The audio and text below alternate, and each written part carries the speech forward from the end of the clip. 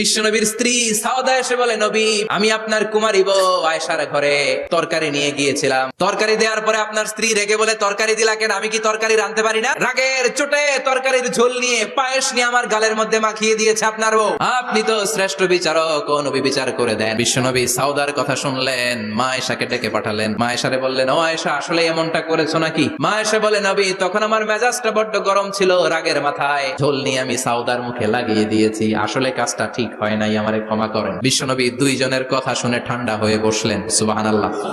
দুইজনের কথা শুনে বিশ্বনবী বললেন, আমার আদালতের রায় হচ্ছে কিসাস। সাউদাকে যেমনি তুমি পায়েস মাখিয়ে দিয়েছো, সাউদাও পায়েসের বাটি থেকে কিছু পায়েস নিয়ে আয়েশার গালে মাখো। সুবহানাল্লাহ পড়েন। সাউদাও বিশ্বনবীর রায় অনুযায়ী বাটি থেকে পায়েসের ঝোল নিয়ে মা আয়েশার গালের মধ্যে মেখে দিলেন। মা আয়েশা কি আর করবেন, হেসে দিলেন। সাইয়েদাতুনা সাউদাও হাসলেন, বিশ্বনবীও হাসলেন। আরশের উপর থেকে খুশি হয়ে গেল কে?